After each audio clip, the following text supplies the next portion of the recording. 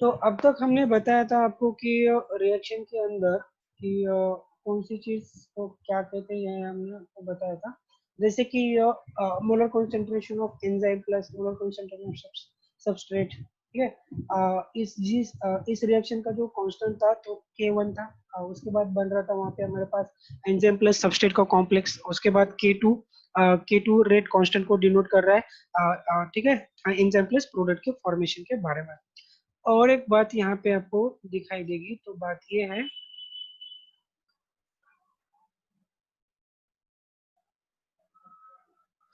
तो एक कांस्टेंट और भी होता है जिसे हम K-1 कांस्टेंट कहते हैं। इसका मतलब क्या है कि जब हमारे पास एंजाइम सबस्ट्रेट का कॉम्प्लेक्स बनता है तो हमेशा ये जरूरी नहीं कि यहाँ से प्रोडक्ट का फॉर्मेशन हो जाए।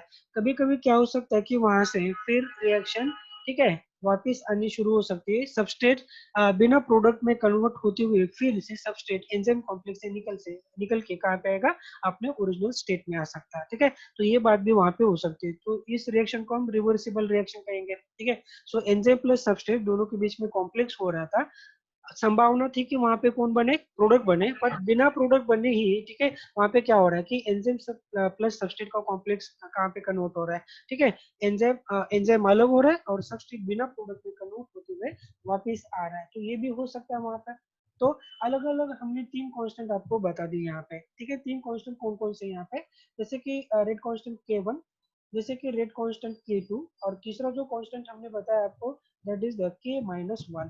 ये आपको याद रखना है कि कौन से रिएक्शन के लिए कौन सा कांस्टेंट होना चाहिए, क्योंकि CSIR ने इसके बारे में क्वेश्चन भी पूछा गया था, ठीक है। ये देखिए, एंजाइम प्लस सबस्ट्रेट कौन, ठीक है, जब फ्री फॉर्म में मान लीजिएगा किसी रिएक्शन में, देखिए अब हम यहाँ पे रिएक्शन ही निकाल देंगे आपके लिए कि मान लो कि कोई एक एंजाइम है ऐसा, ठीक है, बहुत सारे एंजाइम के फॉर्म में यहाँ पे, मतलब बहुत सारे एंजाइम के मॉलिक्यूल है, और मान लीजिएगा कि यहाँ पे कोई रिएक्टेंट भी है ऐसा, जो रेड कलर से हम दिखा रहे हैं आपको, ये कौन है, रिएक्टेंट है या सबस्ट्रेट है हमारे पास, ये कौन है, सबस्ट्रेट है। ये देखिए दोनों भी अभी फ्री फॉर्म में अवेलेबल है, मतलब कि एंजाइम एंड सबस्ट्रेट, जो सबस्ट्रेट है तो एंजाइम के साथ बाइंड नहीं है अभी, मतलब क्या है कि फ्री फॉर्म में अवेलेबल है, और यहाँ पे जो एंजाइम है वे भी क्या है कि सबस्ट्रेट के साथ बाइंड नहीं है। इसका मतलब क्या है कि एंजाइम भी कैसा है, फ्री फॉर्म में अवेलेबल है आपके पास, ठीक है।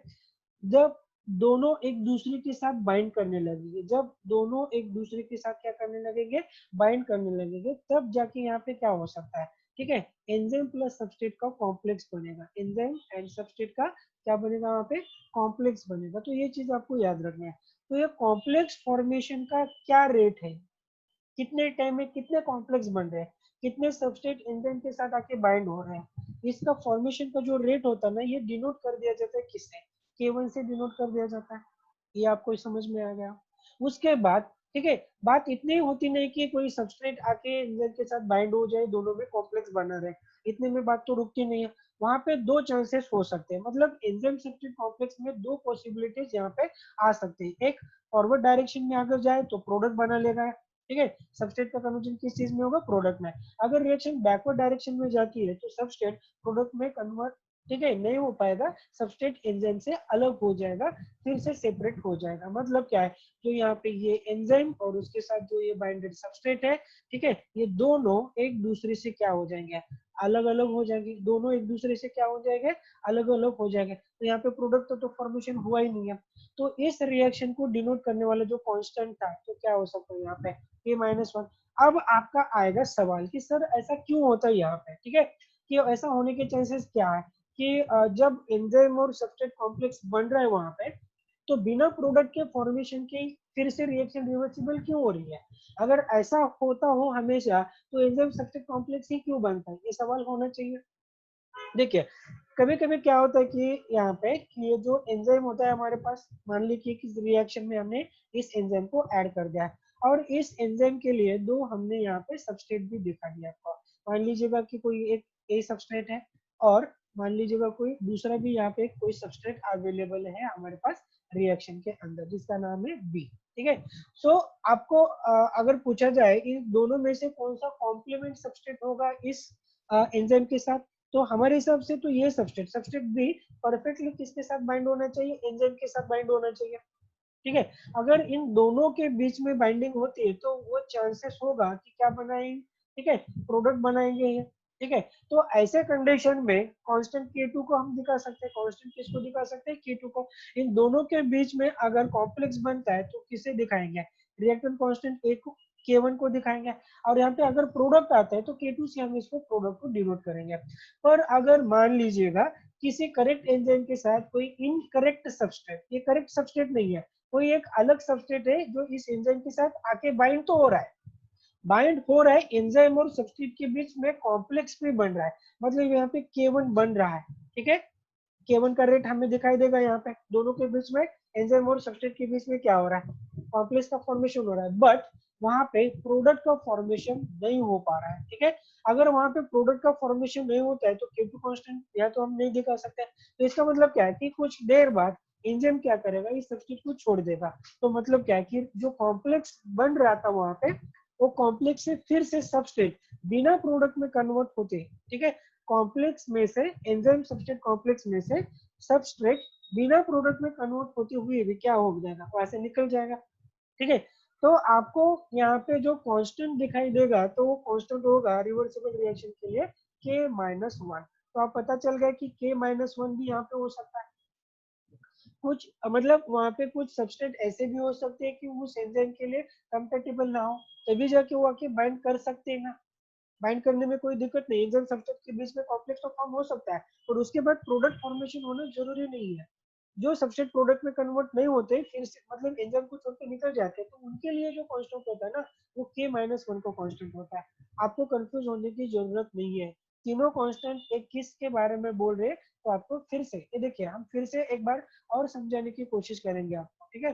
देखिए फिर से एक बार, मान लीजिएगा कि कोई सबस्ट्रेट है हमारे पास और कोई एंजाइम है, इन दोनों के बीच में अगर कॉम्प्लेक्स फॉर्म होता है तो यहाँ पे, ठीक है, हम इसे क्या डिनोट करेंगे, एंजाइम सबस्ट्रेट कॉम्प्लेक्स, ठीक है। अब हो सकता है कि इस करेक्ट एंजाइम के साथ कोई गलत सबस्ट्रेट भी आके कॉम्प्लेक्स बना सकता है, कॉम्प्लेक्स बनाने में कोई दिक्कत नहीं है, दिक्कत होती है प्रोडक्ट फॉर्मेशन में, कॉम्प्लेक्स बनाने में कोई दिक्कत नहीं है। जो भी कोई सबस्ट्रेट एंजाइम के साथ कॉम्प्लेक्स बनाता है ना, तो उस कॉम्प्लेक्स फॉर्मेशन को फॉर्मेशन के रेट को हम किससे डिनोट करते हैं, K1 से डिनोट करते हैं। आप कुछ भी लिख सकते हो, पर बुक्स में क्या दिया जाता है यहाँ पे, K1 का रेट है। उसके बाद अगर सही कॉम्प्लेक्स बना हो, एंजाइम और सबस्ट्रेट के बीच में कंपेटिबिलिटी आ जाए, बाइंडिंग एनर्जी अच्छी तरह से रिलीज हो जाए, तो हो सकता है वहां पे किसका फॉर्मेशन हो जाए, मोलर कॉन्सेंट्रेशन ऑफ प्रोडक्ट बनेगा वहां पे। अगर आप यहाँ पे molar concentration of enzyme and molar concentration of substrate लेते तो यहाँ पे क्या आएगा, प्रोडक्ट आएगा। प्रोडक्ट आने के बाद जो एंजाइम यहाँ पे था वो फिर से वहां से क्या हो जाएगा, रिलीज हो जाएगा, क्योंकि हमें पता है कि केमिकल रिएक्शन में एंजाइम को कभी यूज करते नहीं है, क्योंकि एंजाइम कभी खुद इन्वॉल्व होता नहीं प्रोडक्ट फॉर्मेशन में, ठीक है, वो सिर्फ रिएक्शन का रेट का बढ़ाता है। तो यहाँ पे हमने प्रोडक्ट फॉर्मेशन के जो कांस्टेंट थे उसको हमने किस चीज से डिनोट कर दिया, K2 से डिनोट कर दिया। ये बात को, ये बात भी आपको समझ में आ गई होगी। उसके बाद हम बता रहे थे कि एक अलग सा कांस्टेंट है जिसको हम किससे डिनोट कर रहे हैं, K2 से, K-1 से डिनोट कर रहे हैं, यहाँ से K-1 से डिनोट कर रहे थे। इसका सिग्निफिकेंस क्या आ रहा है, ठीक है, कोई एंजाइम सबस्ट्रेट के साथ बाइंड तो हो चुका है पर वो प्रोडक्ट में कन्वर्ट नहीं हो पा रहे, क्यों, क्योंकि रीजन भी हो सकते हैं ना, क्योंकि ये सही सबस्ट्रेट नहीं है उस एंजाइम के लिए, और सबस्ट्रेट सही है पर एंजाइम गलत है, ऐसा भी मान सकते हो। और दोनों के बीच में बाइंडिंग एनर्जी अच्छी तरह से रिलीज नहीं हो रही है, मतलब कंपेटिबिलिटी नहीं है। तो क्या हो सकता है कि एंजाइम और सबस्ट्रेट एक दूसरे से अलग हो सकते हैं, इनका अलग होने का भी रेट हो सकता है ना, उसी रेट को हम क्या कह रहे हैं यहाँ पे, K-1 से डिनोट कर रहे हैं, ठीक है। शायद आपको अब समझ में आ रहा है, अगर समझ में आता है तो आप हाँ बोल सकते हो, अगर नहीं समझ में आता है तो आप क्वेश्चन पूछ सकते हो जिस जगह पे आपको प्रॉब्लम है। हाँ बोलिए, समझ में आ रही है बातें या नहीं। माइक को ऑन कीजिए, आपके अनम्यूट कीजिए साउंड को।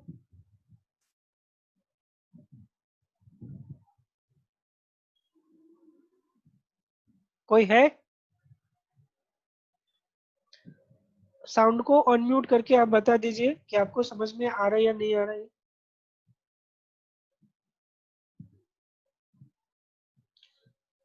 प्लीज थोड़ा जल्दी आप बोल सकते हो, कोई भी बोल दीजिए, या कोई नहीं है ऑनलाइन। आवाज खूप ब्रेक होते. बरं मी सांगितलेल्या गोष्टी समजल्या का? हा समजलंय, पण आवाज खूप ब्रेक व्हायला. हा मग हो नेटवर्कचा सर, प्रॉब्लेम. आवाज खूप ब्रेक होतो. सर हो सर. बरं सर आप तुम्हाला जहाँ से बता रहे थे ना हाँ सर, जहाँ से आप बता रहे थे ना K1 और K-1 का डिफरेंस, हाँ तभी से आपका आवाज बहुत ब्रेक हो रहा है सर। ओके हाँ ओके कोई ऊपर सर। की बात नहीं, ऊपर आपको स्लाइड में। हाँ यूट्यूब के रिकॉर्डिंग में आपको अच्छी तरह से समझ में आएगा। चलो अभी बात करते हैं कि K1 और K-1 में डिफरेंस समझ में आएगा सबको कि क्या हो रहा था यहाँ पे? हाँ सर. समजलं होतं का हे सर्वांना? हॅलो हो सर सर. रिपीट करा. ओके रिपीट मतलब करा एकदा. हाँ ठीक है एक बार रिपीट करूँगा। ओके चलते हैं। देखिए हमने एक बात की थी आपको हाँ. कि यहाँ पे 3 कांस्टेंट है जैसे कि K1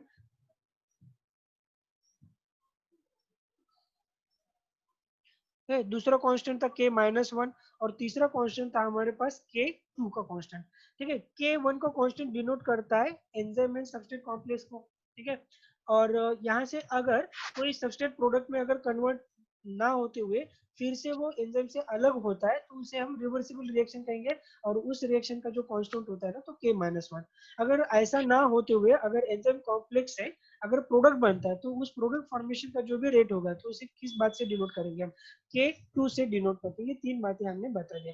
आपको यूट्यूब के वीडियो में अच्छी तरह से समझ में आएगा, कोई टेंशन नहीं है। वीडियो आपका अपलोड हो जाएगा, आपके लिए वीडियो अपलोड हो जाएगा। ठीक है, अब आते हैं एक बहुत ही इंपॉर्टेंट कॉन्सेप्ट के बारे में बात करते हैं। ठीक है, ये देखिए कि एक्चुअली केमिकल रिएक्शन में क्या क्या हो सकता है इसके बारे में हम बात करेंगे। तो हमारे पास दो एक्सिस है, मान लीजिए कि कोई वाई एक्सिस है ये और इसको हम ठीक है कंसिडर करते हैं कि एक्स एक्सिस है। ठीक है, ओके सपोज कीजिए कि एक्स एक्सिस के ऊपर हम सबस्ट्रेट की कॉन्सेंट्रेशन को ले रहे हैं। साउंड म्यूट करो सर्वर से। ठीक है, सबस्ट्रेट कॉन्सेंट्रेशन हम कहाँ पे ले रहे हैं? वाई एक्सिस के ऊपर ले रहे हैं यहाँ पे। और ठीक है, वाई एक्सिस के ऊपर क्या लेंगे हम? वेलोसिटी को ले लेंगे। किसको ले लेंगे हम? वेलोसिटी को। ठीक है, और ये हो सकता है कि मैक्सिमम वेलोसिटी का पॉइंट। ये क्या हो सकता है? मैक्सिमम वेलोसिटी का पॉइंट। अब देखिए कि केमिकल रिएक्शन में आपको दिखाई देगा कि अलग अलग चीजें हो सकती है। केमिकल रिएक्शन में एक ग्राफ लाइन आपको ऐसे भी दिखा दी जा सकती है और ये लाइन ठीक है ग्रीन कलर का जो लाइन है डिनोट करता है मोलर कॉन्सेंट्रेशन ऑफ सबस्ट्रेट। किसे डिनोट करता है? मोलर कॉन्सेंट्रेशन ऑफ सबस्ट्रेट को डिनोट करेगा ये। ठीक है, देखिए एक बात थोड़ा सा चेंज करना पड़ेगा हमें कि हम एक्स एक्सिस के ऊपर मोलर कॉन्सेंट्रेशन ऑफ सबस्ट्रेट नहीं लेंगे, यहाँ पे लेंगे टाइम को ले लेंगे। यहाँ पे एक बात थोड़ा सा चेंज करना होगा, यहाँ पे हम किसको कंसीडर करेंगे? टाइम को कंसीडर करेंगे। ठीक है, और यहाँ पे वेलोसिटी को कंसीडर नहीं करेंगे, यहाँ पे करेंगे कॉन्सेंट्रेशन को। किसको डिनोट करेंगे? यहाँ पे कॉन्सेंट्रेशन को। ठीक है, ये दो बातें आपको थोड़ा सा समझ जो हमने चेंज किया है। ठीक है, तो क्या होगा कि जैसे जैसे टाइम बढ़ते जाएगा ठीक है तो हमें पता है कि जो हमारे पास ओरिजिनल सबस्ट्रेट थे ना उसका कॉन्सेंट्रेशन क्या होता जाएगा? डिक्रीज होते जाएगा। ये बात आपको समझनी है। ठीक है, मतलब क्या है कि जब टाइम जीरो होता है तो आपके पास ठीक है जो आपने सबस्ट्रेट ऐड किया था रिएक्शन में उसका कॉन्सेंट्रेशन जो जितना आपने इनिशियल अमाउंट ऐड कर दिया तो उतना तो होगा, तो जिसे हम 100% कंसिडर करेंगे। उसके बाद जैसे जैसे टाइम बढ़ता है रिएक्शन का तब जाके क्या होगा? सबस्ट्रेट का कॉन्सेंट्रेशन धीरे धीरे धीरे डिक्रीज होता है। सबस्ट्रेट का कॉन्सेंट्रेशन धीरे धीरे डिक्रीज होने का कारण क्या होता है? तो उसका कारण होता है कि सबस्ट्रेट किस चीज में कन्वर्ट होते जा रहा है?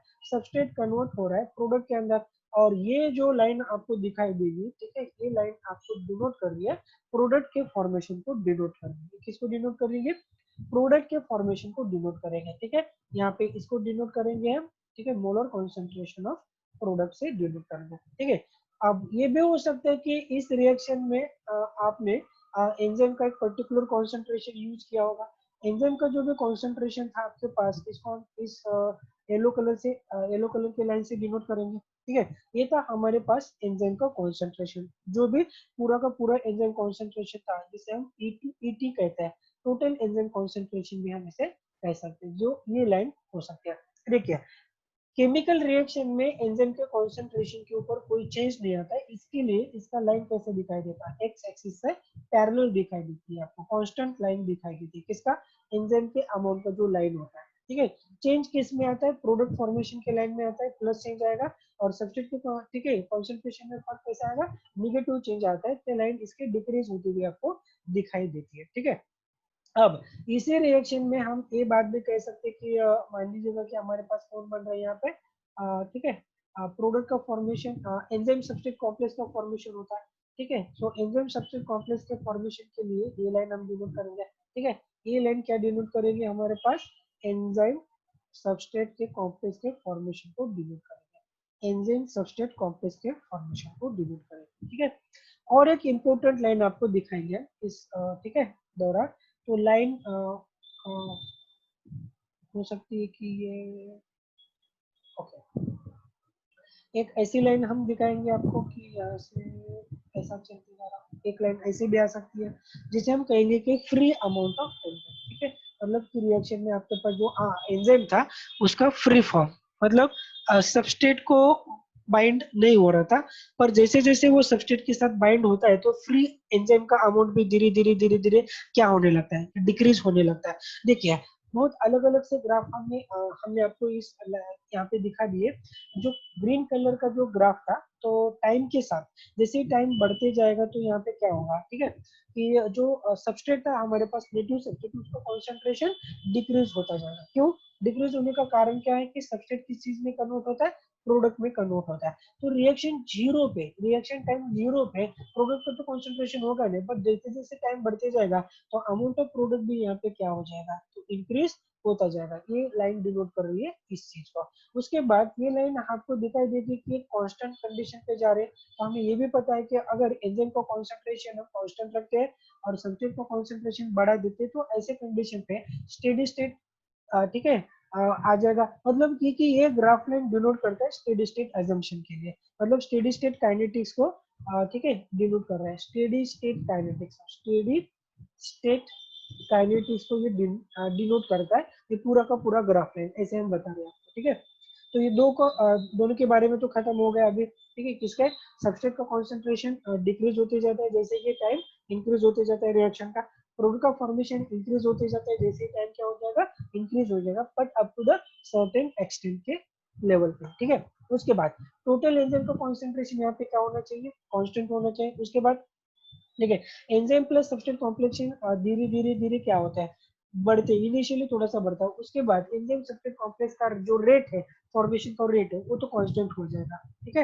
Enzyme and substrate complex formation का रेट क्या होता है, इनिशियली इंक्रीज होता है, उसके बाद वो क्या हो जाएगा, कांस्टेंट हो जाएगा। ये बात आपको याद रखनी, क्योंकि एंजाइम एंड एंजाइम के ऊपर जो भी साइड थी, बाइंडिंग साइड, वो सैचुरेट अगर होती है तो उससे जगह एंजाइम सबस्ट्रेट कॉम्प्लेक्स बनेगा नहीं, उसके लिए वो जो ब्लैक कलर का जो लाइन था वो तो कांस्टेंट दिखाई देगा। उसके बाद ठीक है, एक लाइन और एक हमने दिखा दिया यहाँ पे, ठीक है, ये जो लाइन आपको दिख रहा है यहाँ से, ठीक है, ये था फ्री एंजाइम का कॉन्सेंट्रेशन। देखिए कि क्या होता है कि अगर आपने रिएक्शन में कुछ एंजाइम यूज कर दिया, ऐसे कुछ एंजाइम है और यहाँ पे कुछ सबस्ट्रेट भी आपने ऐड कर दिए रिएक्शन के अंदर, और ठीक है, पर क्या होता है कि शुरू में एंजाइम फ्री फॉर्म में होता है, किसी सबस्ट्रेट के साथ बाइंड होता नहीं है, तो इसका जो भी अमाउंट है ना, तो उसे हम, ठीक है, मोलर कॉन्सेंट्रेशन ऑफ ऐसे एंजाइम के साथ डिनोट करते हैं। उसके बाद क्या हो सकता है कि मान लीजिए यहाँ पे कुछ 4 एंजाइम है, 4 एंजाइम के साथ कुछ सबस्ट्रेट बाइंड हो चुके हैं, दो के साथ सबस्ट्रेट बाइंड हो चुके हैं, तो इसका मतलब क्या है, 2 एंजाइम हमारे पास अभी भी किस फॉर्म में, फ्री फॉर्म में अवेलेबल है, जो किसी सबस्ट्रेट के साथ बाइंड नहीं है, और 2 एंजाइम्स हमारे किसके साथ बाइंडेड है, एंजाइम सबस्ट्रेट के साथ बाइंडेड है। तो इसका मतलब क्या है कि इसका अमाउंट भी कुछ होना चाहिए। तो एंजाइम सबस्ट्रेट का कॉम्प्लेक्स का फॉर्मेशन हो रहा है यहाँ पे, ठीक है, और कुछ एंजाइम्स अभी भी कौन से कब किस फॉर्म में है, फ्री फॉर्म में अवेलेबल है, तो इन दोनों को ऐसे डिनोट करते हैं, ठीक है। अगर इस दोनों का हम समेशन करते हैं तो हमारे पास आता है टोटल एंजाइम कॉन्सेंट्रेशन, क्या आएगा हमारे पास, ईटी का कॉन्सेंट्रेशन आएगा, that means total enzyme concentration. आप लिख सकते हो यहाँ पे, ठीक है, total enzyme concentration is nothing but, ठीक है, enzyme in free amount plus enzyme which binded with the substrate. कुछ एंजाइम्स हमारे पास फ्री फॉर्म में हो सकते हैं, और यहाँ पे कुछ एंजाइम किसके साथ बाइंड होते होंगे, ठीक है, सबस्ट्रेट के साथ वे बाइंड होते होंगे, उनको भी हमने देखना चाहिए, ठीक है। तो इन दोनों का अगर हम समेशन करते हैं तो हमें क्या मिलता है, टोटल एंजाइम कॉन्सेंट्रेशन मिलता है, जिसे हम ET के साथ डिनोट करते हैं। ये होगा हमारे पास ET का कॉन्सेंट्रेशन, ठीक है। ये क्या होगा, ET का कॉन्सेंट्रेशन होता है। तो ये बात आपको समझनी है। देखिए इस ग्राफ में आपको ठीक है अलग अलग चीजें एक साथ समझाइए, ठीक है, शायद आपको समझ में आ रही है। किसको ग्राफ में अगर कोई दिक्कत है तो क्वेश्चन पूछ सकता है। आपको कौन सा लाइन समझ में नहीं आया होगा तो आप फिर से पूछ सकते हैं, पूछिए आपको कौन सा लाइन अगर समझ में नहीं आता है तो फिर से हम ग्राफ यहाँ पे निकाल देंगे आपके लिए। हाँ, किसको कोई डाउट है यहाँ पे, कौन सा ग्राफ लाइन आपको समझ में नहीं आ रहा है। पहले तो ये बात आपको याद रखनी है कि y एक्सिस पे हम कॉन्सेंट्रेशन ले रहे हैं, मोलर कॉन्सेंट्रेशन लेंगे यहाँ पे मोलर में, ठीक है, और यहाँ पे x एक्सिस पे हम क्या लेंगे, यहाँ पे टाइम लेंगे। जैसे रिएक्शन का टाइम शुरू होता है 0 से लेके आगे आगे बढ़ते हैं, तब कौन सी चीजें किस तरह से चेंज होती है, इन्हीं चीजों को हमने यहाँ पे डिनोट कर दिया है, ठीक है। अगर आप में से किसको कोई लाइन समझ में नहीं आता है तो आप पूछ सकते हो, समीना मैडम। जी सर, पूरे के पूरे यहाँ पे आया जो, सर समझ में। ओके ओके, आया सर। हर एक चीज समझ में आ रही है, हाँ सर। Okay okay. अगर किसी को कोई दिक्कत हो तो पूछ सकते हो, अगर किसी को दिक्कत हो तो पूछ सकते हो आप लोग। सर हाँ बोलिए। तुम्ही हे जे इक्वेशन सांगितलं त्याची एकदा डेफिनेशन सांगा ना. कोणते इक्वेशन, हे हे E2 plus E minus S हे नाही नाही, बघा समेशनचे. बघा इकडे बघा, ऐका याच्यामध्ये काहीच अवघड नाही, तुम्ही लाईनवर राहा, ठीक आहे। याच्यामध्ये काय असतं की बेटा बघा, सपोज करा की तुम्ही सुरुवातीला असे 10 एन्झाईम घेतले, किती एन्झाईम घेतले तसे 10, आणि सपोज करा की तुमच्याकडे असे 10 सबस्ट्रेट सुद्धा आहेत जे एन्झाईम सोबत बाइंड होऊ शकतात, हे एन्झाईम आणि हा कोण बेटा सबस्ट्रेट, बरोबर आहे। बट रिएक्शनच्या सुरुवातीला तुमच्याकडे बघायला भेटेल की रिएक्शनला जो सुरुवाती झाली नाही टाइम T0 आहे, ठीक आहे, एन्झाईम कोणासोबतही बाइंड नाही, तर तेव्हा तुम्ही काय सांगणार की एन्झाईम फ्री फॉर्म मध्ये, बरोबर आहे। एन्झाईम कसा सांगणार तुम्ही, फ्री फॉर्म मध्ये, समजलं।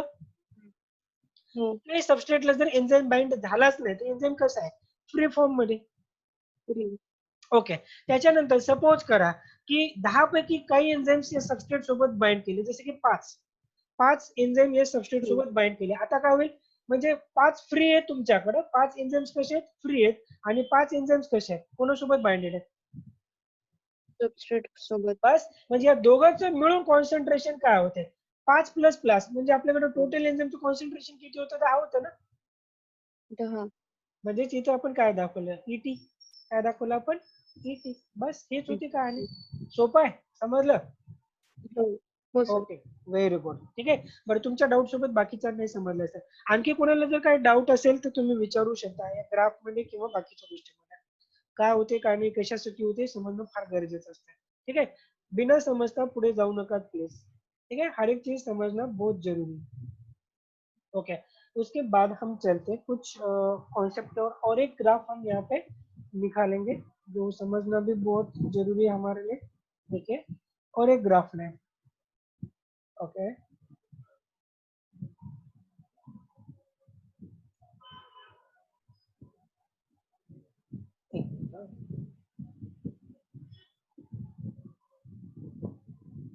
ओके, तो स्टेडी स्टेट काइनेटिक्स के हिसाब से माइकलिस मेंटन क्या कहेंगे कि एंजाइम और सबस्ट्रेट के बीच में जो मतलब क्या है कि rate of reaction and concentration of substrate के बीच में जो ग्राफ आता है ना, वो रेक्टेंगुलर हाइपरबोलिक ग्राफ होता है।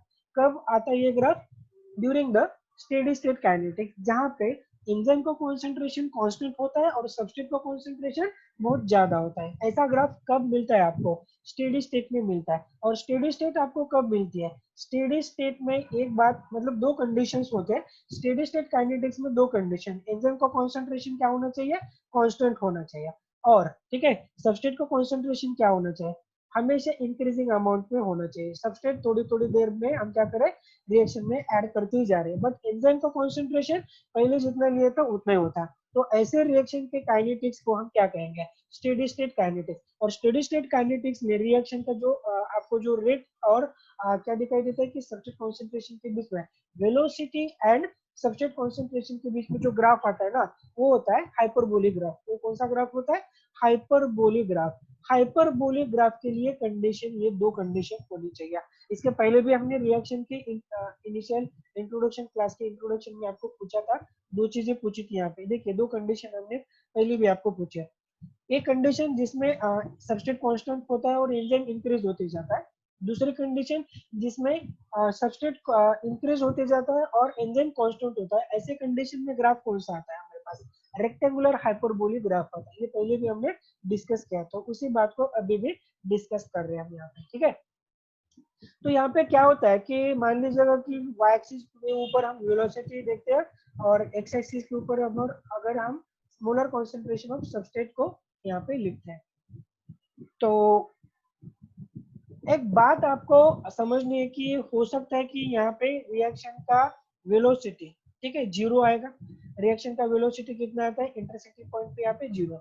यहाँ पे कुछ हो सकता है कि रिएक्शन का वेलोसिटी चेंज हो रहा है और इस पॉइंट पे हो सकता है कि रिएक्शन का वेलोसिटी सबसे ज्यादा आ रहा है, जिसे हम क्या कहेंगे?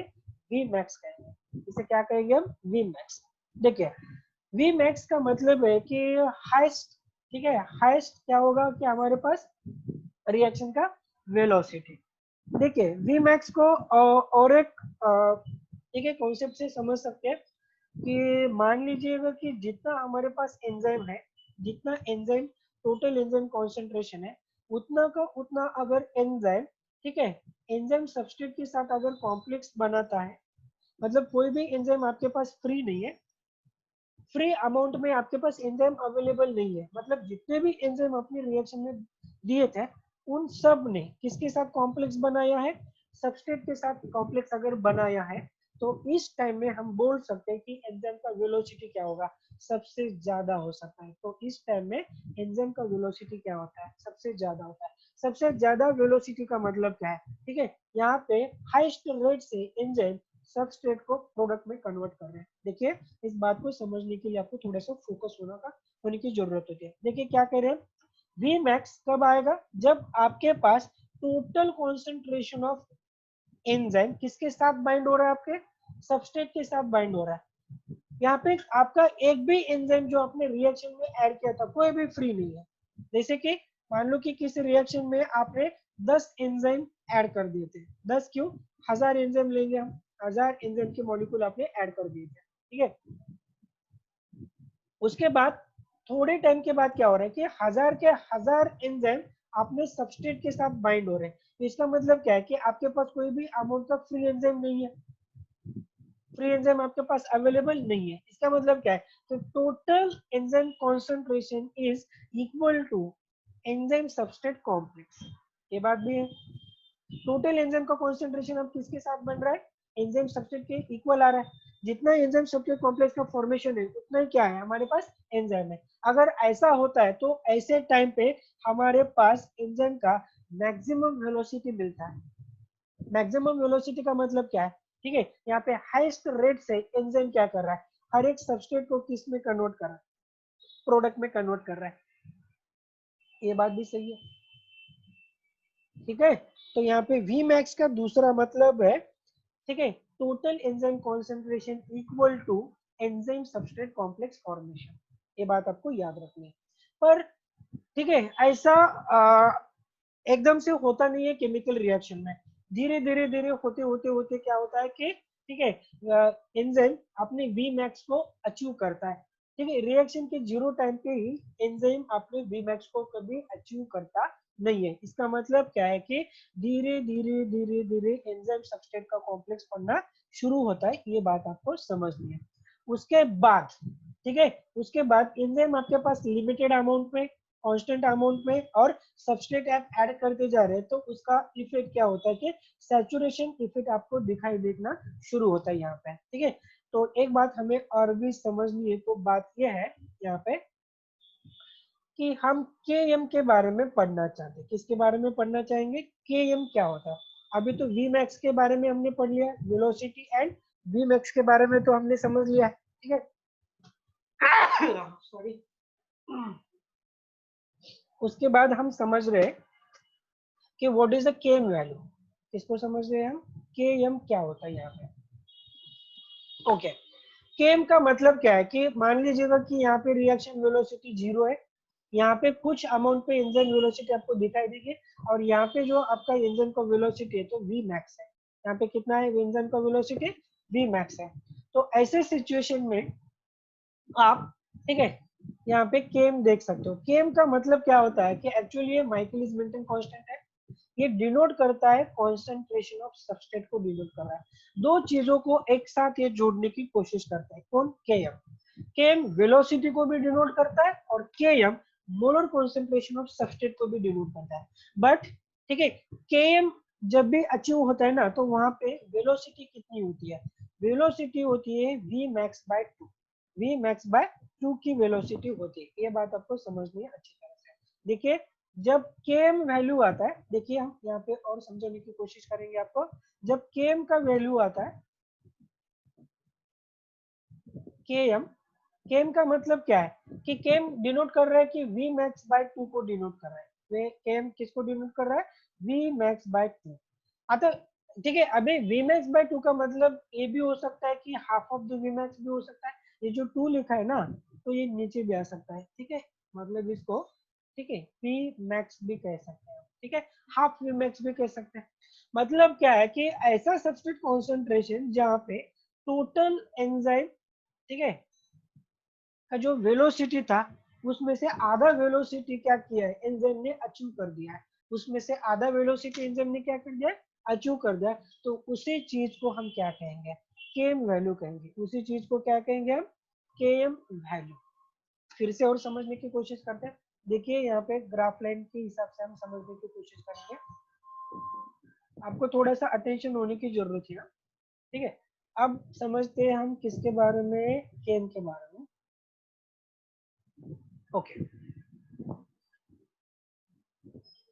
मान लीजिएगा कि यहाँ पे जो वैल्यू आपको दिखाई देगी, ये वैल्यू, तो ये v max की है। मान लीजिएगा कि वैल्यू किस चीज को डिनोट कर रहा है? v max को डिनोट कर रहा है। और यहाँ पे वेलोसिटी तो जीरो होगी, इंटरसेक्टिंग पॉइंट पे वेलोसिटी क्या होगी? जीरो होगी। ठीक है, जीरो और मैक्स के बीच में एग्जैक्टली यहाँ पे क्या होगा? ठीक है, टोटल वेलोसिटी के आधा वेलोसिटी होगा यहाँ पे। मतलब यहाँ की वेलोसिटी क्या होगी? ठीक है, v max by 2 होगी। टोटल वेलोसिटी के आधा वेलोसिटी क्या होगा? यहाँ पे होगा। तो इस पर्टिकुलर लाइन को अगर हम y एक्सिस के साथ जोड़ते हैं, तो यहाँ पे x एक्सिस के ऊपर, ठीक है, y एक्सिस को अगर x एक्सिस के साथ जोड़ दिया है, x एक्सिस के ऊपर क्या था हमारा? Substrate concentration. यहाँ पे कुछ कॉन्सेंट्रेशन होगा सबस्ट्रेट का। इस पर्टिकुलर कॉन्सेंट्रेशन पे एंजाइम क्या कर रहा है कि अपना टोटल वेलोसिटी का आधा वेलोसिटी अगर अचीव करता है, तो इसी वैल्यू को हम क्या कहेंगे? KM value.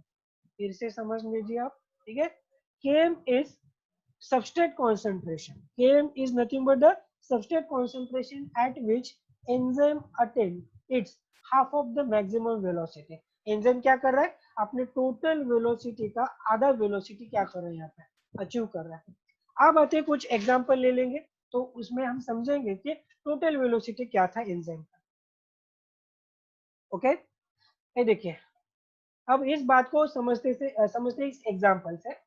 मान लीजिएगा कि कोई एक एंजाइम है हमारे पास, उसके बाद उसके पास दो बाइंडिंग साइट है। सबस्ट्रेट को बाइंड करने के लिए कितना बाइंडिंग साइट है हमारे पास? दो बाइंडिंग साइट है। यहाँ पे एक सबस्ट्रेट बाइंड होगा और यहाँ पे दूसरा सबस्ट्रेट बाइंड होगा, ठीक है। और ऐसे कितने एंजाइम ले लेंगे हम यहाँ पे? मान लीजिएगा कोई 100 एंजाइम हम लेते हैं, तो टोटल सबस्ट्रेट, अगर टोटल एंजाइम अपने टोटल बाइंडिंग साइट के साथ अगर बाइंड करते हैं, तो टोटल सबस्ट्रेट यहाँ पे कितने बाइंड हो सकते हैं एंजाइम के साथ? 100% अचीव करने के लिए, 100% सैचुरेशन अचीव करने के लिए हमको चाहिए कितने सबस्ट्रेट? 200 सबस्ट्रेट चाहिए होंगे। समझ में आ गई ये बात? कितने सबस्ट्रेट चाहिए होंगे हमें? 200 सबस्ट्रेट तो चाहिए होंगे। क्यों? क्योंकि एक एंजाइम दो सबस्ट्रेट को बाइंड करेगा, तो 100 एंजाइम कंप्लीट बाइंडिंग के लिए कितने सबस्ट्रेट की जरूरत लेंगे? 200 सबस्ट्रेट चाहिए हमें। तो ये होगा, ये है हमारे पास एंजाइम का कॉन्सेंट्रेशन, और ये होगा, ठीक है, 100% अचीव के लिए ये होगा सबस्ट्रेट का कॉन्सेंट्रेशन। ठीक है, ये बात तो समझ में आ गई होगी। मतलब क्या है कि अगर 100 मॉलिक्यूल ऑफ एंजाइम 200 सबस्ट्रेट के साथ अगर बाइंड होते हैं, आप अगर पूछ सकते हो यहाँ पे कि बात क्या है कि 100 एंजाइम 200 सबस्ट्रेट के साथ क्यों बाइंड होंगे? क्योंकि एक एंजाइम के ऊपर कितने सबस्ट्रेट बाइंड हो सकते हैं? दो। एक भी हो सकता है, दो भी हो सकते हैं, दो से भी ज्यादा भी हो सकते हैं ना। हमने मान लिया यहाँ पे कि 2 सबस्ट्रेट बाइंड हो रहे हैं, तो उसके हिसाब से 200 सबस्ट्रेट लगेंगे और कितना हमारे पास एंजाइम होगा, 100 एंजाइम। तो अभी यहाँ पे क्या होगा कि एंजाइम सबस्ट्रेट कॉम्प्लेक्स कितने बनेंगे हमारे पास, कौन बोल सकता है आप में से? एंजाइम सबस्ट्रेट कॉम्प्लेक्स कितने बनेंगे? 200 बनेंगे। कितने बनेंगे? 200। तो इसका मतलब क्या है? तो हमारे पास अब इस वक्त 200 सबस्ट्रेट प्रोडक्ट में कन्वर्ट होने की तैयारी में है। ये बात भी सही है। कितने सबस्ट्रेट? 200 सबस्ट्रेट हमारे पास यहाँ पे किस चीज में कन्वर्ट होंगे? प्रोडक्ट में कन्वर्ट होंगे ना भाई। ओके, तो मैक्सिमम वेलोसिटी हमें पता चल गई है अभी। क्या पता चल गया? मैक्सिमम वेलोसिटी कितना आ रहा है यहाँ पे? 200 आ रहा है। मैक्सिमम वेलोसिटी कितना आ रहा है अभी? 200, क्योंकि maximum velocity is equal to enzyme substrate complex का जो कॉन्सेंट्रेशन था उसके ऊपर डिपेंड कर रहा था, तो पहले ही बोल दिया था हमने। और एंजाइम सबस्ट्रेट कॉम्प्लेक्स ठीक है कितने बनेंगे, तो एग्जांपल में हमने ले लिया यहाँ पे 100 एंजाइम है हमारे पास, और हर एक एंजाइम 2 सबस्ट्रेट को प्रोडक्ट में कन्वर्ट कर सकता है। तो ऐसे ठीक है, हर एक एंजाइम के लिए कितने सबस्ट्रेट लगेंगे हमारे पास? टोटल सबस्ट्रेट लगेंगे 200। तो इसका मतलब ये अज्यूम कर लेंगे कि यहाँ पे हमारे पास कितने एंजाइम सबस्ट्रेट कॉम्प्लेक्स बनेंगे? 200। 200 अगर एंजाइम सबस्ट्रेट कॉम्प्लेक्स बनते हैं तो एंजाइम का वेलोसिटी भी कितना आएगा? मैक्सिमम वेलोसिटी ये भी आएगा 200। अब समझ में आ रहा है कि मैक्सिमम वेलोसिटी एंजाइम का कितना आएगा? 200। तो इसके हिसाब से अगर हम Km की बात करते हैं, Km की बात करते हैं, तो Km is nothing but the Vmax by 2। Vmax by 2 था। अब इस रिएक्शन में हम Vmax का वैल्यू रख देंगे। Vmax कितना था हमारे पास? 200। 200 डिवाइडेड बाय 2 अगर करते तो यहाँ पे आंसर कितना आएगा? 100। तो 100 वैल्यू किसका आ रहा है हमारे पास? Km का। मतलब क्या है? ठीक है, देखिए, ठीक है, मैक्सिमम वेलोसिटी अटेंड करने के लिए हमको चाहिए 200 सबस्ट्रेट जो एंजाइम के साथ बाइंड करे। पर अभी समझ लो 200, ठीक है, 200 में से ओनली 100 ही सबस्ट्रेट एंजाइम के साथ बाइंड कर दिया। यहाँ पे थोड़ा सा बात समझने का आपको, 200 हमें चाहिए मैक्सिमम वेलोसिटी के लिए हमारे अजम्पशन के हिसाब से। पर मान लीजिएगा कि अभी सिर्फ 100 सबस्ट्रेट ही हमारे एंजाइम के साथ बाइंड है। इसका मतलब क्या है? 100 में से ओनली 50 एंजाइम्स हमारे कैसे हैं? सबस्ट्रेट के साथ बाइंडेड है। और 50 एंजाइम्स कैसे है हमारे पास? फ्री फॉर्म में अवेलेबल है, जो किसी भी सबस्ट्रेट के साथ बाइंडिंग नहीं है। हो सकता है ना ऐसे में। तो इस वैल्यू को हम सबस्ट्रेट के इस कॉन्सेंट्रेशन को हम क्या कहेंगे? सबस्ट्रेट के इस कॉन्सेंट्रेशन को हम कहेंगे KM value. So KM value denote कर रहा है substrate as well as velocity को। वेलोसिटी कितना है? मैक्सिमम से आधा है। और सबस्ट्रेट कॉन्सेंट्रेशन कितना है? ठीक है, ये कितना भी हो सकता है। ठीक है, मतलब क्या कि उस पर्टिकुलर कॉन्सेंट्रेशन पे, इस एक्स वैल्यू पे एंजाइम अपना टोटल, ठीक है, वेलोसिटी से आधा वेलोसिटी क्या कर रहा है? अचीव कर रहा है। So this is known as KM value. This is known as KM value. ठीक है, सो केम किस चीज को डिनोट कर रहा है? केम डिनोट कर रहा है substrate concentration eight which enzyme will attain half of its